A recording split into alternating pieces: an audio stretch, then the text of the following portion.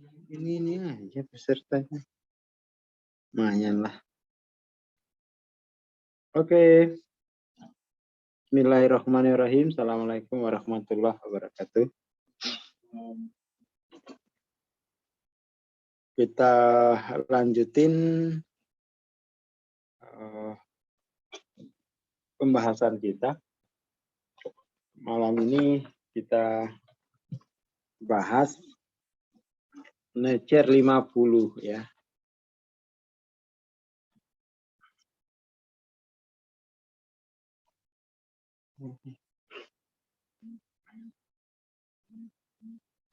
Kita siapkan dulu petanya.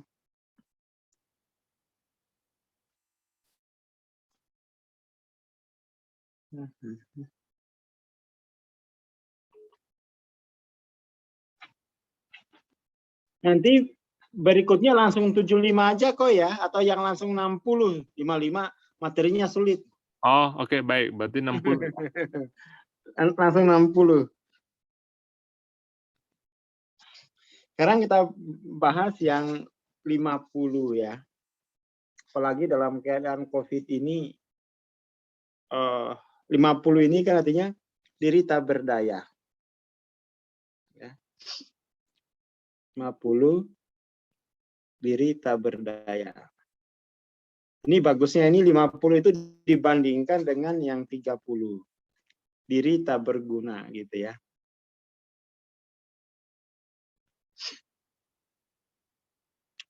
Jadi kita bedain dulu. Diri tak berguna ini soal peran ya. Soal peran. Sementara diri tak berdaya itu soal kapasitas ya. Soal kemampuan ya. Jadi satu soal peran, satu soal kemampuan. Jadi tidak memiliki kemampuan untuk melakukan sesuatu itu tak berdaya. Tapi kalau nggak punya peran, itu berarti dia tidak punya identitas ya. Tidak punya peran tuh. Jadi ya kalau nggak punya peran itu kan kayak asing gitu ya. Sesuatu yang asing yang tidak terhubung. Kan gitu. Di dalam keadaan pandemi ini, terutama yang sakit, itu pasti orang merasa tidak berguna. Ya. Lebih banyak tidak berguna. Dirinya yang tidak berguna. Atau dirinya tidak berdaya. Jadi dalam hampir semua masalah yang berlarut-larut itu, selalu ada dua energi ini gitu ya. Selalu ada dua energi, tak berguna atau tak berdaya. Nah, kesadaran bahwa diri tak berdaya itu kan berangkat dari makna diri, nilai diri sebagai material gitu ya. Jadi dalam peta itu kita bisa membuat rumusannya berdasarkan peta itu gini. Dia diri yang material gitu. Jadi kalau kesadaran dirinya itu kesadaran di dalam materi, ya, di dalam materi. Jadi nggak bisa melakukan apapun, sehingga dia menyebut saya tak berdaya. Padahal kalau dirinya itu melampaui dirinya, bisa melampaui ruang waktu, maka keberdayaan itu tidak merujuk kepada yang material. Ya. Keberdayaan itu secara spiritual itu adalah niat. Dia, yang penting ada niat itu dia sudah berdaya. Sehingga kalau dirinya transenden itu nggak mungkin tidak berdaya. Yang ada tidak mau. Ya kan? Tapi kalau transenden itu niat itu kan menjadi bisa berpartisipasi di kemana-mana tuh kan karena niat. Jadi orang mengatakan dirinya tidak berdaya, dia tidak paham kesadaran partisipatif. Dia pahamnya hanya kesadaran survive, kesadaran adaptif. Ya, kesadaran adaptif. Ya seperti itu. Nah, kenapa orang kemudian tuh bisa sampai di kesadaran 50 ini ya? Yang pertama itu kan berangkat dari diri terpisah ya. Diri terpisah dari spirit. Dirinya terpisah dari spirit, itu satu. Semua yang dari 20 sampai 175 itu sifat dasarnya itu diri itu terpisah, keterpisahan. Itu satu. Yang kedua, terasing. Setelah terpisah, dia terasing.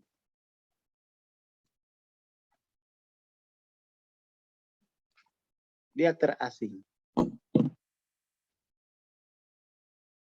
Dia terasing. Terasing itu tidak mesti, ini kan kesadaran ya. Terasing itu artinya nggak ada relasi dengan yang lain. Nggak ada relasi. Seperti itu.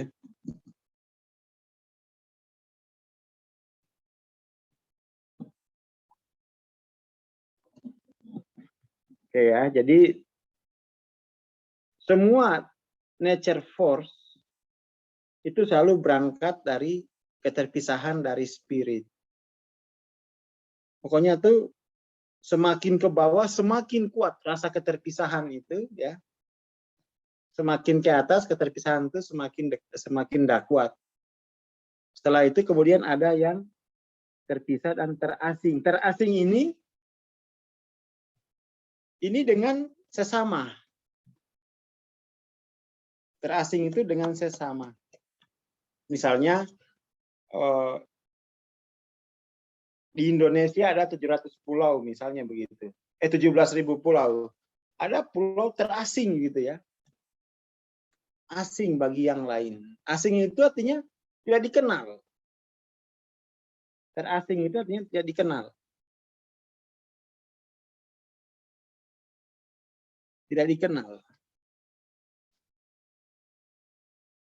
Tidak dikenal. Kayak Indonesia sekarang kan kalau kita lihat keadaannya itu kan kekurangan dia. Tapi dikenal oleh bangsa lain. Nah, ditolong sehingga tidak jatuh kepada tidak berdaya. Kembali berdaya ya kan karena dia bersama ya. Bersama. Terpisah tapi bersama.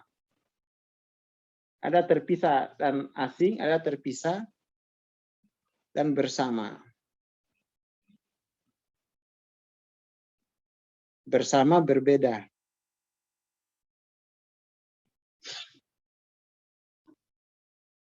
Seperti itu. Jadi dibedain ya. Nah, untuk melampaui nature 50 ini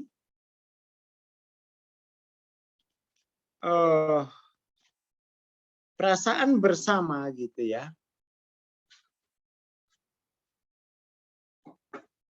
Perasaan bersama itu mesti hidup.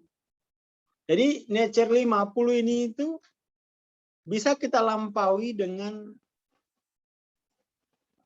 bersama-sama. Ini kan kalau kita lihat sekarang ini kan keadaannya itu kita tidak berdaya aslinya. Kalau kita hadapin sendiri-sendiri COVID ini nggak berdaya ini. Ya.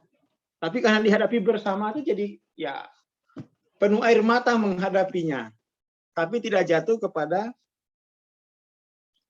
tidak berdaya. Itu satu ya, secara sosial kebersamaan itu bisa mencegah kita jatuh kepada ketidakberdayaan.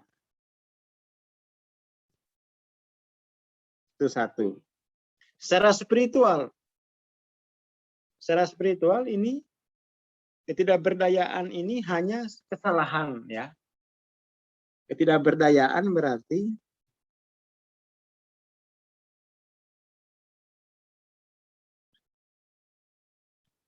kesalahan identifikasi diri.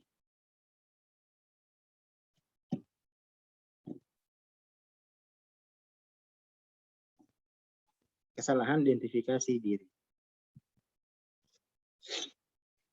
Diri diidentifikasi progresifnya itu berarti dia sebagai pelaku korban ya. Pelaku korban. Jadi antara pelaku dan korban itu saling asing. Ya. Pelaku dan korban itu kan saling asing yang tidak memungkinkan mereka untuk duduk bersama. Kalau yang dimensi keempat, ya memang ada keterpisahan dari spirit, tetapi mereka bersama tapi berbeda. Mas, di situ ada pemisahan subjek objek bersama tapi berbeda. Tapi itu lebih mendingan lah daripada terpisah dan saling asing. Jadi meskipun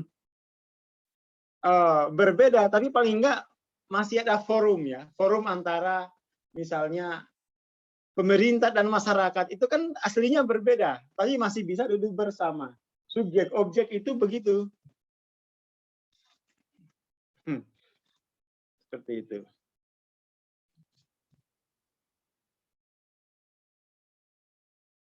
Jadi ketidakberdayaan itu bisa diatasi secara sosial dengan membangun jaringan kebersamaan meskipun berbeda. Nggak apa-apa. Nggak apa-apa. Secara spiritual dengan menyadari peta klinis progresif diri bahwa diri bisa keliru, keilahian itu bisa teralienasi ya, sehingga kita mengalami kekeliruan dalam mengidentifikasi diri. Akhirnya rasa hidup tak berdaya ini mewarnai kesadaran kita. Jadi saya mewakili nature 50 ini, akhirnya tidak berdaya. Mestinya saya mewakili yang transenden, maka kemudian itu tidak ada peluang untuk tidak berdaya. Kurang lebih seperti itu. Ada ini enggak ya? Silakan untuk teman-teman yang ingin partisipasi.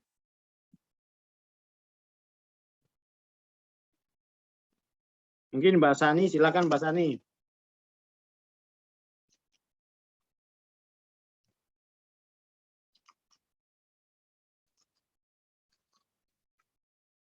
Ya, Bang Aswar. Malam teman-teman. Gimana membedakan antara kalau untuk berdaya dan tak punya peran? Iya, kalau yang untuk kondisi 50 ini kan kayak penderita COVID ini yang mereka ada lagi isoman di rumah masing-masing, itu kan memang butuh, bukan hanya butuh vitamin DLL gitu ya, tapi kan support dari keluarganya juga, dari sekitarnya juga gitu Bang. Nah, tadi berkaitan dengan membersamai tadi, itu gimana Bang? Kalau untuk kondisi yang apalagi misalnya tetangga kita lagi isoman gitu. Nah, untuk bisa apa ya, untuk bisa kita berpartisipasi ke mereka supaya tidak jatuh lama di 50 gimana Bang? Itu mesti ada bukti kebersamaan, paling enggak dikirimin paket lah, Iya, disapa tapi begitu. uh-uh, Temani. itu kan dalam bentuk logistiknya. Tapi dalam arti untuk spiritnya dia kan kita harus ada something yang harus lebih kena ke dia kan. Kalau yang logistik sih mereka pasti udah paham dari RT masing-masing pasti ada gitu. Nah, untuk ke spiritnya ini Bang, karena kan kita nggak tahu ya kondisi mereka di rumah gitu. Kalau ini kan kalau dia apa namanya merasa ada yang membersamai, itu kan langsung naik dia dari korban menjadi pengamat kan. Oh iya iya Dia iya iya. langsung naik progresifnya karena energi kebersamaan itu ya kan. Seperti itu. Jadi walaupun yang datang itu hanya buah-buahan, itu dia ada rasa kebersamaannya di situ. Oh ya dari sana ya Bang ya. Oke oke benar-benar. Jadi buah-buahan ini simbol kebersamaan. Ya kan? Iya, benar. Seperti itu. Paling enggak dia enggak terasing, enggak merasa terasing Iya di betul. dalam dunia. Itu 50 itu kan terpisah terasing. Terpisah terasing. Iya benar Bang. Nah, solusinya itu secara sosial itu tadi, bangun kebersamaan. Bangun kebersamaan. Kalau secara spiritual, perasaan tidak tidak berdaya itu karena kesalahan mengidentifikasi diri. Saya mewakili keadaan, saya mewakili tubuh. Mestinya kan saya mewakili yang ilahi, yang transenden. Itu kalau secara spiritual gitu.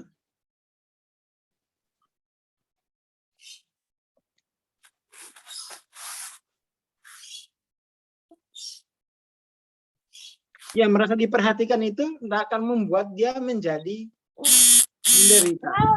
Walaupun belum spiritual, tapi di situ dia akan lebih kuat ya. Bahwa saya tidak sendiri, saya tidak terasing.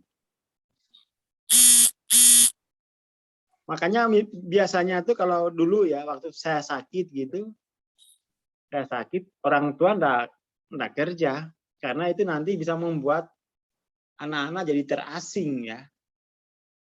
Bisa putus asa, malah tambah parah. Mesti ditemanin. Walaupun kita nggak bisa membantu apa-apa, tapi perasaan ditemanin itu meningkatkan energi kesadaran. Perasaan ada yang nemanin. Ya kalau misalnya kayak sakit biasa kita jenguk teman itu salah satu bentuknya ya Bang. Oh iya, dia bahwa nggak sendiri, kamu nggak terasing. Dan itu sangat diharap-harapkan oleh jiwa itu. Iya benar ya. Biar nggak putus asa. Jadi sebenarnya kalau kita menyaksikan ada yang putus asa di lingkungan kita, itu berarti kita yang masyarakatnya yang terlalu egois. Masyarakat. Dan saya kira nggak ada lah di Indonesia ya. Kalau miskin banyak 60 banyak, tapi putus asa saya kira nggak ada lah. Adapun kalau ada misalnya ya paling satu-satu. Dia merasa diperhatikan, dia diakui gitu. Perasaan bersama itu menyembuhkan loh. Paling enggak menyembuhkan dari keputusasaan.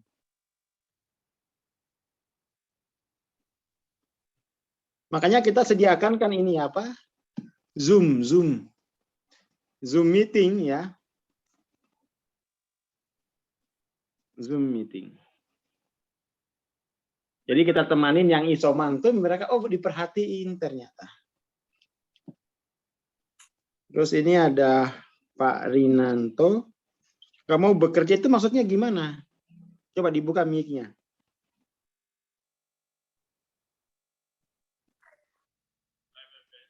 Nggak mau bekerja itu maksudnya gimana deh? Nggak mau atau nggak mampu? Kalau nggak mau itu ya 30 ya. Kalau nggak mampu itu 50. Itu Mas Rinantonya udah buka mic, Bang. Mas Rinanto bisa langsung ngomong. Assalamualaikum. Waalaikumsalam. Itu ponakan Gimana? ponakan saya itu. Ceritain gimana penakannya tuh. Diajak bekerja itu tidak mau, Bang. Ya kalau tidak mau itu berarti merasa tidak punya peran di situ. Kalau tidak mampu, itu bisa dilatih. Kalau tidak mau itu berarti dia di situ kehilangan makna perannya. Jadi dibedakan antara tidak mau dengan tidak mampu. Kalau tidak mau kan 30. Nggak ada peran. Berarti dia di situ, kalau dia tidak mau itu, dia asing, dia tidak mau. Jadi pekerjaan itu tidak mewakili perannya gitu. Ya pasti nggak mau lah. Jadi biar mau itu dicarikan, kamu itu maunya berperan sebagai apa gitu. Kayak misalnya artis disuruh sapu jalannya nggak mau, bukan perannya. Jadi perlu diperhatikan, perlu ditanya peranmu itu apa gitu. Kalau dia bilang saya mau apa saja berperan, nah itu ya kan. Jangan-jangan dia nggak mau itu karena dipaksa untuk mengerjakan seperti peran orang lain yang itu tidak dia inginkan. Gitu ya. Ditanya, kenapa nggak mau? Kamu maunya yang gimana? Seperti itu. Kalau tidak mampu itu dilatih gitu ya. Didampingin.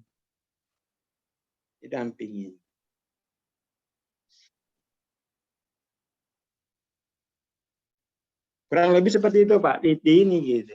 Ditanya, kamu maunya yang gimana perannya? Jangan-jangan anaknya mau berperan di sekolah dulu, mau sekolah. Kita menyuruhnya berperan untuk yang lain, yang nggak mau. Selesai, kalau udah nggak mau itu selesai dia. Nggak bisa lagi. Seperti itu. Makanya kalau kita di kampung itu ditanya, kamu mau apa? Kamu mau seperti apa? Nanti dibantu, gitu kan? Seperti itu. Gitu ya Pak ya? Iya Bang, terima kasih. Terima kasih.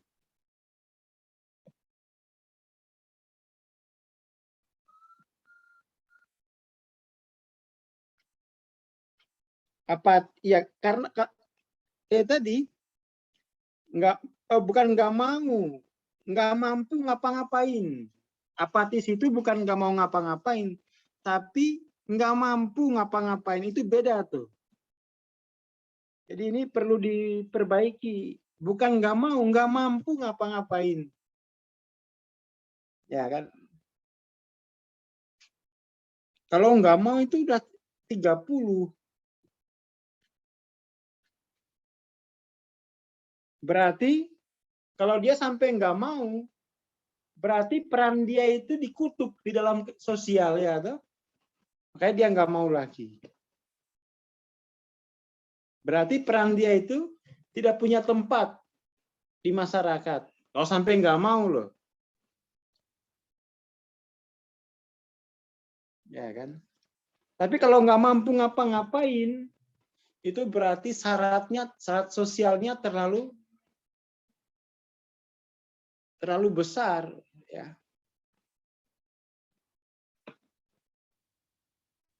Seperti itu. Kalau misalnya saya seorang perantau ke Jakarta, pasti saya tidak berdaya di sana, ya tuh. Karena untuk kerja kan syaratnya macam-macam itu. Bukan yang saya nggak mau, tapi memang nggak mampu memenuhi segala persyaratan. Seperti itu. Jadi untuk Ibu Herma ini, kata nggak mau dan nggak mampu itu jauh bedanya. Sangat jauh. Sangat-sangat jauh. Kalau yang nggak mau itu, Bang, walaupun dikasih fasilitas secanggih apapun, kalau memang nggak mau ya nggak akan dikerjakan gitu ya, Bang. Kecuali kalau misalnya yang tidak Gini, mampu. Mbak Hani, Mm-mm. gini, artis, saya kasih fasilitas mobil traktor, mau nggak dia? Iya, tapi nggak mau. Perannya artis. Perannya artis, kamu kasih fasilitas traktor, ya nggak mau lah.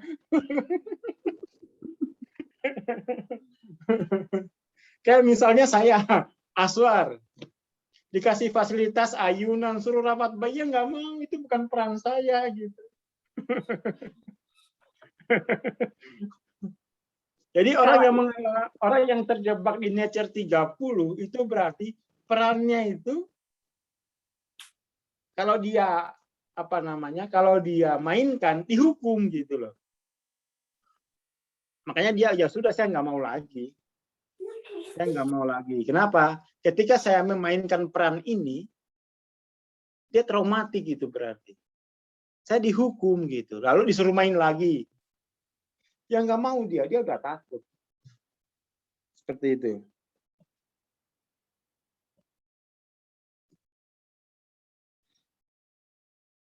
Mau tapi tak mampu. Ini yang banyak. Ya tadi misalnya petani begitu ya. Perannya petani. Terus dibawa ke Gunung Kidul. Petaninya petani sawah, dibawa ke petani ladang. Ya nggak mampu dia. Ya, toh. Mampu tapi tak mau itu karena bukan perannya gitu. Makanya kalau di Amerika itu ada istilah pekerjaan tuh namanya dia orang itu di Amerika harus jadi slasher. Ada namanya itu slasher.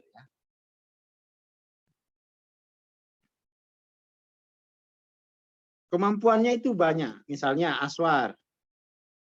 Aswar katakan penulis, pengacara. Oh ini harus ini minimal 2 profesi, kalau di 2 apa 3 gitu minimal harus itu. Apalagi terapis. Biar tidak terjebak pada nggak mampu. Ya. Jadi ini teman-teman untuk apalagi kira-kira pendongeng. Ya, harus banyak slash-nya. Tapi kalau hanya punya satu kemampuan, pandemi kayak gini langsung nggak mampu lagi dia. Ya kan? Jadi solusinya itu biar tidak terjebak pada 50 harus jadi slasher. Slash kan slash itu tanda slash itu tanda miring begini. Garis miring. Ya kan? Makanya orang-orang yang saya melihat ya fenomena teman-teman saya yang tidak punya profesi, dia jadi ini aja tukang pijat, ya kan, macam-macam tuh. Itu minimal tuh modal tenaga. Jadi Mas Adi harus jadi slasher gitu. Nggak cukup hanya satu profesi, gitu ya.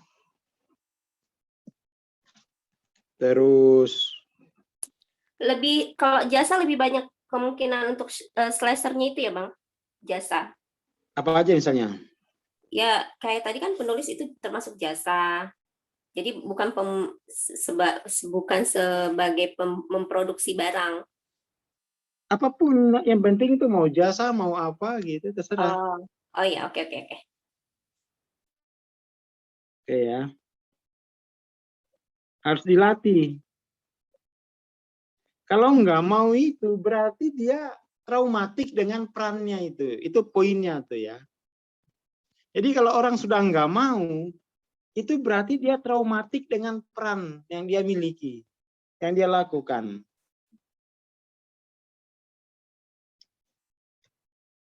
Jadi kalau orang sampai nggak mau itu, dia traumatik dengan perannya. Misalnya anak udah nggak mau sekolah, traumatik menjadi memerankan murid, dihukum terus, ya nggak mau lagi sekolah,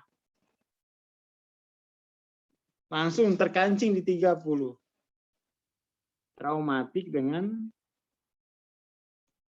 perannya gitu, akhirnya nggak mau. Karena ketika berperan dihukum, dibully, nggak mau udah.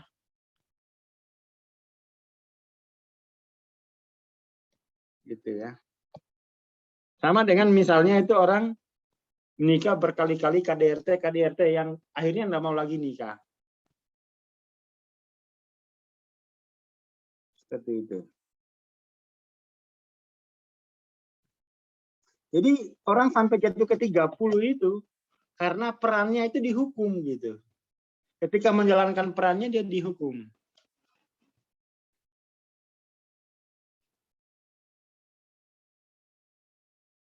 Kalau dia sampai, ini untuk Bang Misri, kalau dia sampai nggak mau, itu sembuhin traumatiknya dulu.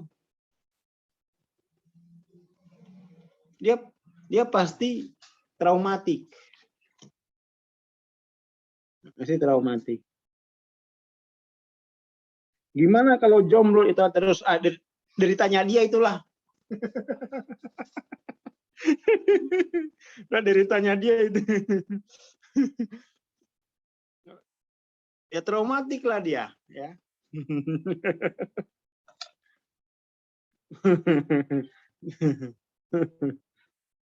Intinya itu ya, intinya itu. Jadi mesti kita belajar peta kesadaran ini jadi mengerti. Makanya kayak Bunda Teresa itu dia membersamai orang-orang yang kena kusta gitu ya.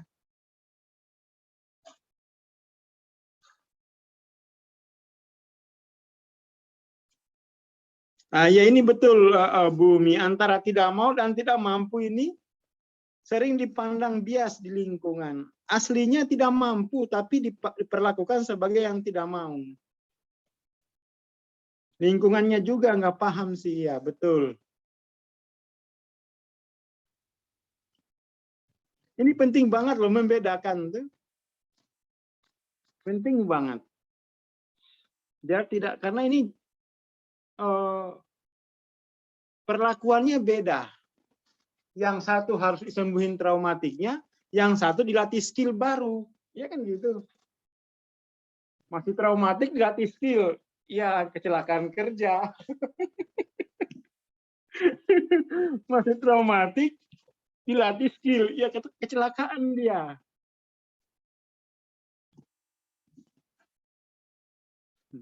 Ini penting loh ini.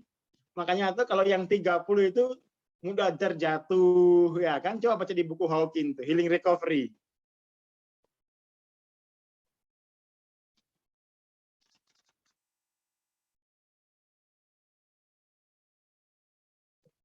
Ya kan?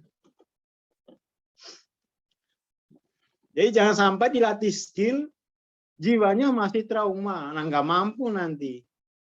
Tetap nggak mampu.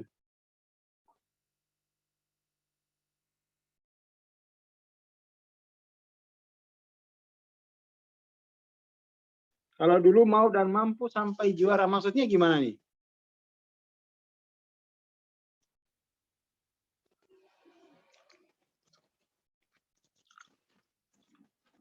Gimana? Gimana nih maksudnya Mas Putra nih?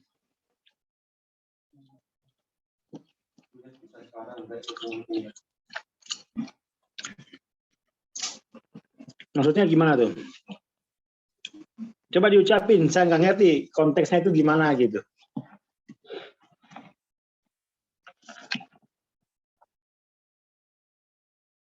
Coba dibuka mic-nya.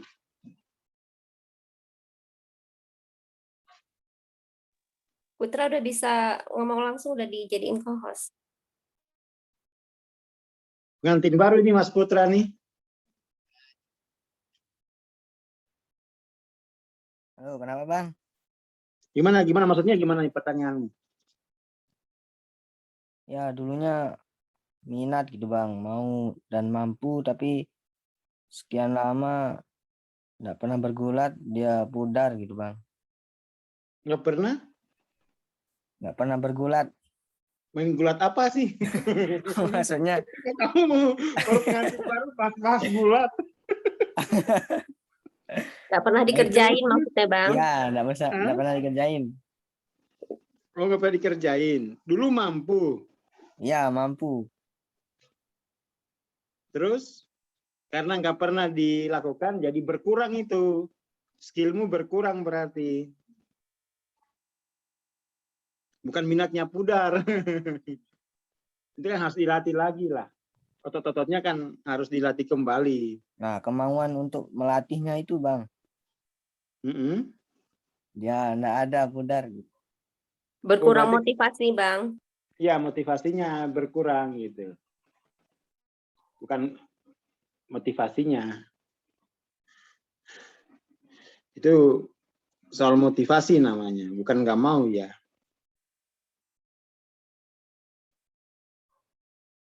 Soal motivasi. Itu kan berarti bukan apa? Orang kalau kurang motivasi gitu, itu dia maknanya itu enggak dapat berarti. Ya, kalau bosan jenuh itu soal makna ya. Soal meaning, makna mengerjakan itu enggak ada. Enggak ada lagi pendorongnya gitu. Mungkin dulu pendorongnya adalah biar bisa dapat sesuatu. Sekarang makna itu sudah tidak lagi berarti gitu ya. Jadi yang bosanan, yang jenuh itu krisis makna. Krisis makna. Setting lebih tinggi nanti kalau nggak bermakna juga nggak bisa gitu. Meaningless bang. Ya, krisis makna dia berarti. Makna dirinya itu nggak ada. Nah itu kalau kemudian tuh untuk mengatasi krisis makna harus transendensi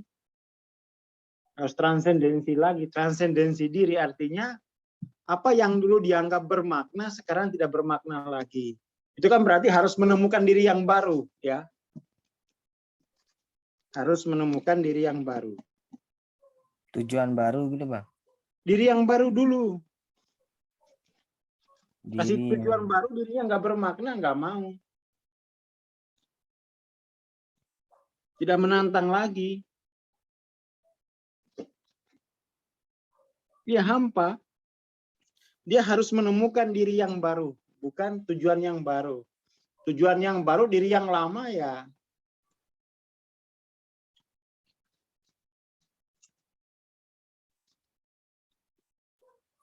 Kan nggak bisa.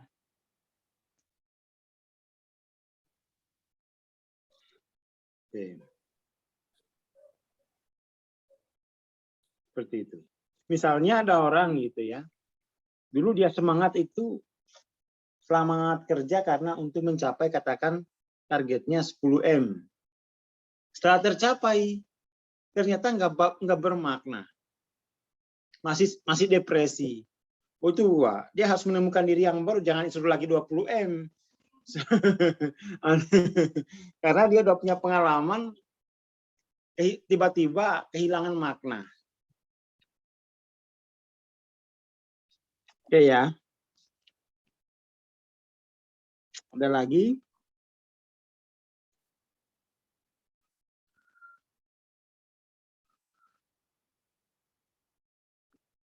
Dulu mungkin kalau waktu kecil kita dikasih hadiah buku itu sangat bermakna, ya. Sekarang nggak lagi. Itu harus transendensi dia kalau biar menemukan diri baru. Biar menemukan diri baru. Nggak usah dipaksain terus, nggak usah dijudge. Pemalas kamu ya. Kebanyakan begitu saya lihat teman-teman saya yang menikah udah 10 tahun. Akhirnya itu kehilangan makna pernikahan, nggak bahagia gitu ya. Lama-lama ya sudah putus aja gitu. Karena kehilangan makna kebersamaan gitu.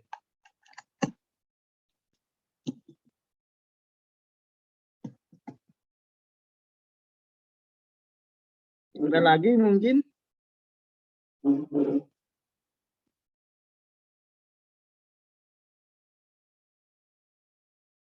Menemukan diri baru itu harus transendensi. Dia harus mengikuti proses spiritual proses. Ya. Dia harus menjalani spiritual proses kalau menemukan diri baru. Gitu ya, Putra ya. Kalau dalam rumah tangga biasanya itu ya lahir anak baru, dia menemukan diri yang baru. Biasanya begitu. Ya, kalau untuk menemukan diri yang baru itu harus ada spiritual proses yang dijalani. Nggak bisa hanya dibahas-bahas. Tapi itu spiritual proses. Ya. Jadi dijalani aja proses spiritualnya. Itu ya Mas Bayu ya. Oke. Mungkin ada lagi? Ya dulu waktu pertama itu belajar itu untuk menemukan diri dulu. Temukan diri sebanyak mungkin, diri yang baru sehingga itu ngerjain apapun itu tidak akan putus asa. Kenapa? Saya selalu baru dirinya. Tahu cara menemukan diri yang baru tuh.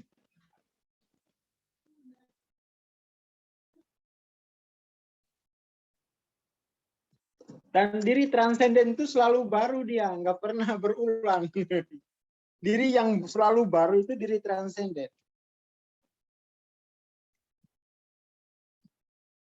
Jadi kalau nggak transenden itu pasti dirinya selalu diri yang lama, tidak tumbuh, ya.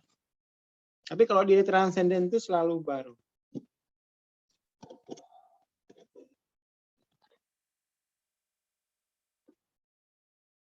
Saya kira itu ya poin kita malam ini soal apati itu. Di tengah pandemik itu paling enggak kebersamaan itu harus dijaga. Yang kedua, usahakan itu sudah mastering, menguasai proses untuk menjadi diri transenden. Jadi selalu baru dia. Gitu ya. Intinya, terima kasih. Hampir 200 nih. Selamat malam. Assalamualaikum warahmatullahi wabarakatuh. Terima kasih Bang Sor. Selamat malam. Ya, sahabat kelas malam ini kita akhiri sampai di sini. Ketemu lagi minggu depan di waktu yang sama. Terima kasih Bang Sor.